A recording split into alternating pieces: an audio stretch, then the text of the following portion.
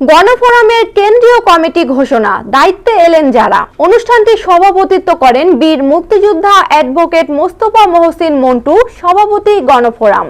তিনি বলেন, 1972 সালের সংবিধান মুক্তিযুদ্ধের ইতিহাস বহন করেন। যারা তার অপব্যবহার করছে দোষী তারা, এখানে সংবিধানের কোনো দোষ নেই। গত আন্দোলন ব্যর্থ হবে যদি সবাই ঐক্যবদ্ধ না হয়। জাতির ঐক্যের কোনো বিকল্প নেই। তিনি আরো বলেন, যারা জাতিকে বিভ্রান্ত করবে প্রয়োজনে তাদের বিরুদ্ধে যাবেন।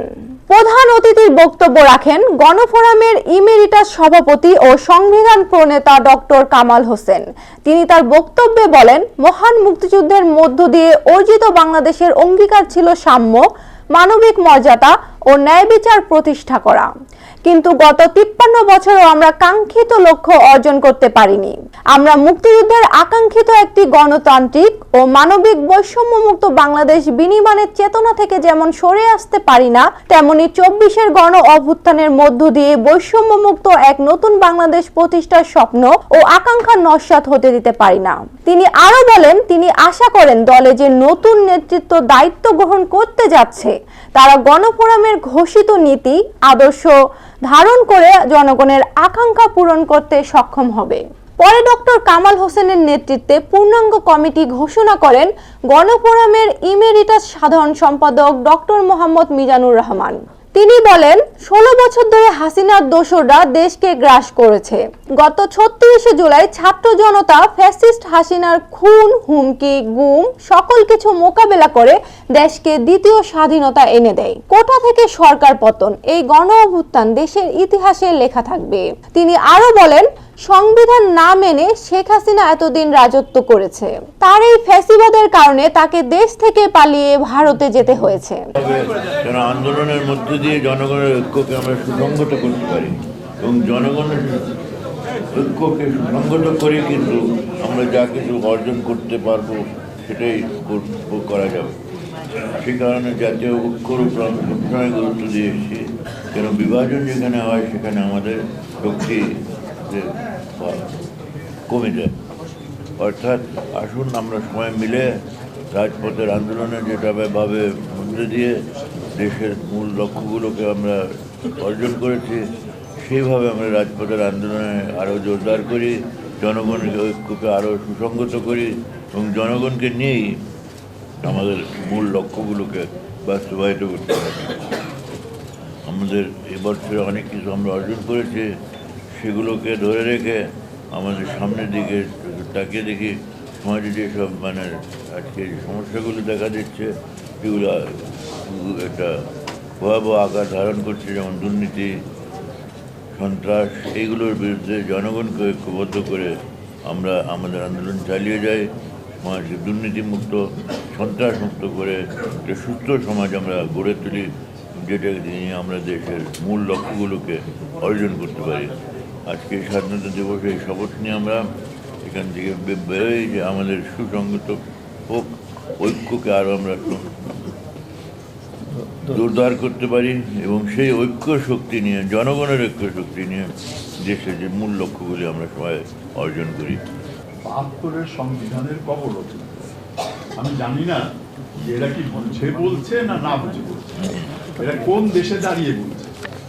এরা যে দেশে দাঁড়িয়ে বলছে, এই দেশটি 1971 সালে 30 লক্ষ মানুষের ভাই বোনের রক্তের বিনিময়ে অর্জিত, 2 লক্ষ মা বোনের সম্ভ্রমের বিনিময়ে অর্জিত, কোটি কোটি মানুষের দেশান্তরের বিনিময়ে অর্জিত একটি বাংলাদেশ। এবং এই সংবিধান সেই 30 লক্ষ শহীদের রক্তের ধারায়। আজকে সংবিধান নিয়ে কেউ ছিনিমিনি খেলতে পারে, সংবিধানের অপব্যবহার করতে পারে। সংবিধান, সেই জন্য সংবিধান দোষী না, যারা ব্যবহার করেছে তারা দোষী এবং আজকে তারা শাস্তিপ্রাপ্ত হয়েছে, দেশান্তরী হয়েছে, দেশ থেকে চলে গেছে। গণফোরাম মনে করে যে এই ধরনের মীমাংসিত ইস্যু, মুক্তিযুদ্ধ এবং সেই মুক্তিযুদ্ধে কার কি ভূমিকা ছিল সেটা ইতিহাস নির্মাণ করবে। সেটা কোনো ব্যক্তি, কোনো দল এককভাবে নির্মাণ করার কোনো দায়িত্ব বাংলাদেশের জনগণ দেয় নাই। কিন্তু আজকে দুর্ভাগ্য হলো সত্য যে আমরা সেই মীমাংসিত ইস্যুগুলোকে সামনে নিয়ে আসছি। ৭২-এর সংবিধান কিংবা মুক্তিযুদ্ধ যাই বলি না কেন, একটি স্বৈর শাসকের শেখ হাসিনার দুঃশাসন কে সাথে তুলনা করে বা শেখ হাসিনার দুঃশাসনকে সামনে রেখে আমরা আমাদের অতীতের সমস্ত অর্জনকে প্রশ্নবিদ্ধ করতে পারি না। এটা গণফোরাম দ্ব্যর্থহীনভাবে ঘোষণা করতে চাই যে মুক্তিযুদ্ধের আকাঙ্ক্ষা এবং ৭২-এর যে মূল সংবিধান ছিল, সেই সংবিধানেও যদি কোনো জায়গায় সংশোধন লাগে, সংবিধান পরিবর্তন করা যাবে না তা আমার নেতা ডক্টর কামাল হোসেন কখনো বলেন নাই। এবং তিনি সংবিধান প্রণেতা বলেই আমরা কিন্তু এই কথা বলি না যে ৭২-এর সংবিধানে হাত দেওয়া যাবে না, এই সংবিধান ছাড়া মানি না। গণফোরাম সে কথা বলে নাই।